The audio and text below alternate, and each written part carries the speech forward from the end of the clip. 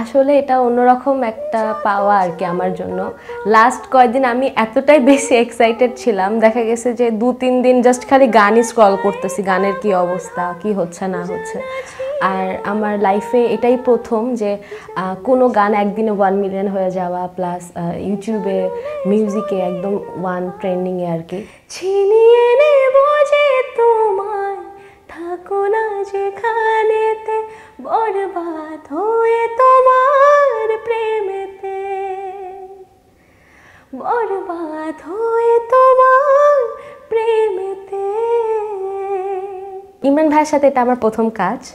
আর ইমরান ভাইয়ের সাথে কাজ করার এক্সপিরিয়েন্স অন্যরকম আর কি, কারণ আমি বলছিলাম কালকে ভাইয়াকে এভাবে যে ভাইয়া আপনার ফ্যানরা আপনাকে এতটা ভালোবাসে যে একদিনে গানটা মানে তারা এতটা ভালোভাবে নিয়েছে, একদিনে গানটা 1 মিলিয়ন ক্রস করে গিয়েছে। ফার্স্ট দিনই তো গানটা হচ্ছে ট্রেন্ডিংয়ে ছিল 4 নাম্বারে, অ্যান্ড এখন হচ্ছে 1-এ চলে এসেছে। তো ওই জায়গা থেকে আসলে আমার খুব ভালো লাগছে যে আমার গাওয়াটাও মানুষ অনেক বেশি পছন্দ করেছে, মানুষ এত বেশি ভালোবাসা দিচ্ছে। আসলে এটা আমার জন্য অন্যরকম একটা পাওয়া আর কি। মিউজিক ভিডিওতে আমি তো হচ্ছে যখন দেখা যায় আমার মৌলিক গানগুলো করি আমি, হ্যাঁ ক্যামেরার সামনে আসি, কিন্তু এই গানের যে ব্যাপারটা ছিল, এই গানটা সম্পূর্ণ একটা স্টোরি বেস গান ছিল।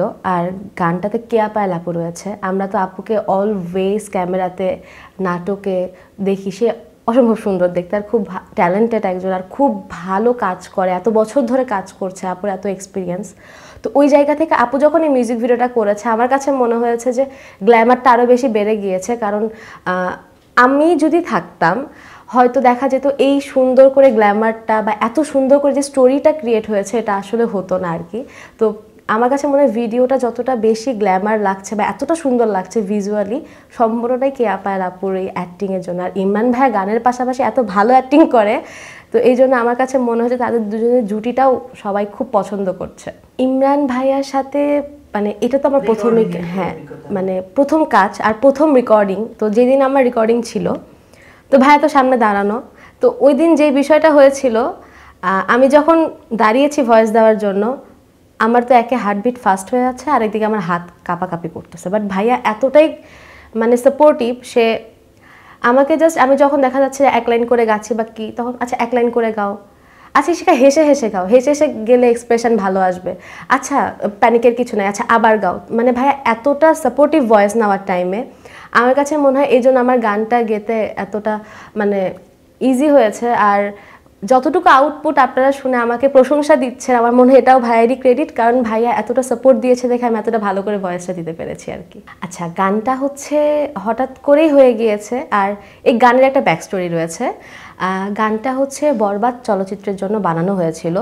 তো তখন কোনো কারণে মায়াবী গানটা সিলেকশন হয়। তো এই গানটা ভাইয়ারই করা ছিল। তো ভাইয়ের প্ল্যানিং ছিল তখন থেকে যে ভাইয়া গানটাকে নিজের মতো করে ভিজুয়ালি গানটা হচ্ছে মানে রিলিজ করবে আর কি ভাইয়ার চ্যানেল থেকে। তো সেইভাবেই যখন ভাইয়া প্ল্যানিং করছিল তখন হঠাৎ করেই আমার গানটা গাওয়া হয়ে যায় আর কি। এর মধ্যেই গানটা গাওয়া হয়ে যায়, দেন গানের ভিডিও হয়, সব কিছু মিলিয়ে গানটা। তো আমার কাছে মনে হয়েছে যে গানটা যদি চলচ্চিত্রে যেত তখন তো আরেকটা রূপ পেত, কিন্তু যেহেতু ভাইয়া চ্যানেল থেকে বের হয়েছে আর পুরোটা অন্যরকম একটা স্টোরি ছিল, তো আমার কাছে মনে হয়েছে যে এটাও দরকার ছিল যে হয়তো ভাইয়ার, যেহেতু ভাইয়া গানটা নিজেও লিখেছে, তো নিজে লিখেছে, নিজে কম্পোজিশন করেছে, তো ভাইয়ের ওই মানে নিজের চিন্তাধারা থেকে হয়তো বা এত ভালো একটা আউটপুট বের হয়ে এসেছে। আসলে আমি গানটা নিয়ে এতটাই পাগল আর কি, দেখা যায় যে আগে ছোটোবেলায় মামুনি খুব ঠেলতো যে বাবু গান করো গান করো, কারণ আমার লাইফে আমি আজকে যতটুকু সম্পূর্ণ মামুনির ক্রেডিট আর কি আমি বলবো, কারণ মামুনি না থাকলে আমি এতটুকু আসতেই পারতাম না। তো ওই জায়গা থেকে যদি 10 বছর পর নিজেকে চিন্তা করি, আমি চাই আমার কিছু অনেক দরকার নাই, কিছু ভালো অডিয়েন্স থাকুক, কিছু ভালো শুভাকাঙ্ক্ষী থাকুক, যারা হয়তো বা আমার গানের জন্য একটু হলেও অপেক্ষা করবে যে হ্যাঁ ইশিকার গান আসছে, বা আমার কিছু শুভাকাঙ্ক্ষী থাকুক যারা সব সময় আমার গানকে নিয়ে প্রশংসা করবে। তো আমি তাদের জন্য গান করে যেতে চাই। আর যেটা বলতে না যে সংসারের যে ব্যাপারটা, আমার কথা প্রত্যেকটা মানুষের লাইফে তো সংসার জীবনটা আসে, তো আমি এটা নিয়ে এখন চিন্তা করছি না। আমি চাই এটা আমার জীবনে এখন না আসুক, আরও অনেক পরে আসুক, আমি গানটা নিয়ে থাকতে চাই। আসলে সত্যি কথা বলতে সবাই সবার জায়গা থেকে কাজ করে যাচ্ছে। তো আমি কখনো এমন হয়নি যে আমার সিনিয়ররা আমাকে ওইভাবে ডিমোটিভেট করেছে। সবসময় যখন দেখা হয়েছে বা কথা হয়েছে, সবসময় দেখা গিয়েছে তারা সাপোর্ট করেছে বা বলেছে ইশিকা এভাবে করো, ওইভাবে করো, এভাবে করলে ভালো হবে। তো সাপোর্টটা তো সবসময় পেয়েছি, এখনও পাচ্ছি।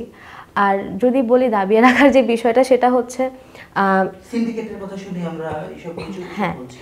মানে এই যে জিনিসগুলো হয় এটা আসলে আমাদের মনে হয় যে সবখানেই হয়। তো নিজের কাজটাকে ফোকাস করা উচিত। আমি নিজে কি করব, নিজের সামনে কিভাবে এগিয়ে যাব, এই জিনিসটাকে মানে ফোকাস করে। আশেপাশে অনেক কিছুই হয় আমাদের দেশে, রাজনীতিতে হচ্ছে, সব জায়গায় অনেক কিছু হয় আর কি। তো এসবে কান্না দিয়ে জাস্ট নিজের কাজটাকে ফোকাস করলে আমার মনে হয় আমিও যদি একটু চেষ্টা করি তাহলে হয়তো বা আমি আমার স্বপ্নের জায়গাটাতে পৌঁছাতে পারবো। আপাতত গান আর পড়াশোনা, কারণ দেখা যায় আমি এমন একটা পার্সন, বাসা থেকে যদি বাসায় থাকি আমার একদমই বের হতে ইচ্ছা করে না কাজ না ছাড়া। তো আর দেখা যায় যে ব্যক্তি জীবনে কেউই নেই, কারণ আমার মনে হয় নেই, এটা অনেক ভালো। এই জন্য দেখা যাচ্ছে পড়াশুনো গান দুটোই করতে পারছি। আর গান জিনিসটাকে মানে আগে যেভাবে সময় দিতাম আমার মনে হয় এখন আরও বেশি সময় দেওয়ার সময় চলে এসেছে। তার কারণ সবাই যেভাবে ভালোবাসা দিচ্ছে আমার মনে হচ্ছে রেসপন্সিবিলিটি বেড়ে গিয়েছে, আমার আরও ভালো ভালো কাজ করা উচিত, গানটাকে আরও সময় দেওয়া উচিত, যেন আমাকে যারা ভালোবাসা দিচ্ছে তারা আমার কাছ থেকে আরও ভালো ভালো কাজ পেতে পারে। আমার যদি বলতে হয় তাহলে আমার শ্রদ্ধেয় সাবনা ইয়াসমিনের গান খুব ভালো লাগে। সেই সাদা কালোর যুগ থেকে আমরা তার গান শুনে আসছি সকল চলচ্চিত্রে। তো তার গাওয়া, তার এক্সপ্রেশন, তো তখন না মাঝে মাঝে মনে হয় যে তখন সময় যদি আমি জন্মগ্রহণ করতে পারতাম হয়তো ওই চলচ্চিত্রে যে সুন্দর সুন্দর গানগুলো যদি আমার সৌভাগ্য হতো আমিও গেতে পারতাম। তো ওই জায়গা থেকে আমার এরপর তো রুনাইলা ম্যাম আছেই, মানে যিনি সকল ভাষায় গান তার আসলে আমরা শুনি। হয় না যে মানুষের স্বপ্ন থাকে এরকম কিংবদন্তিদের মতো আর কি যদি হতে পারতাম। আর যদি আমি দেশের বাইরেও বলতে চাই, শ্রেয়া ঘোষাল রয়েছে, আশা ভোসলে রয়েছে। তো আসলে আরেকটা যে বিষয়, সব কিছুর মূল হচ্ছে সাধনা। তারা আসলে সাধনা করেই এত দূরে এসেছে। তো এই জন্য মনে হয় যে না, আরও বেশি করে সাধনা করা উচিত। এখনও হয়তো বা অতটা পারফেক্টলি গান করতে পারি না। আমার থেকে সিনিয়র বলতে গেলে তো ইমরান ভাইয়ার কথা বলতে হয়, গান করছে কনা আপুর কথা বলতে হয়, কোনাল আপুর কথা বলতে হয়, হাবিব ওয়াহিদের কথা বলতে হয়। আর বালাম ভাইয়া আগে যেভাবে গান করতো, রিসেন্ট আবার তার কিছু চলচ্চিত্রের গান হচ্ছে জনপ্রিয়তা পেয়েছে। তো ভাইয়াদের মানে ভাইয়া আপুদের যেই গানগুলো রয়েছে আমার কাছে মনে হয় তারাও একটা টাইমে স্ট্রাগল করে এতটা সাধনা করে এত দূরে এসেছে। তো তাদের সকলের কাজই আমার খুব ভালো লাগে। ভালোবাসা এটা বোধহয় জানা ছিল না, জানা ছিল না। এই জনমে যদি না পাই পাবো পর জনমে, ছিনিয়ে নেব যে তোমায়, থাকো না যেখানেতে, বরবাদ হয়ে তোমার প্রেমেতে, বরবাদ হয়ে তোমার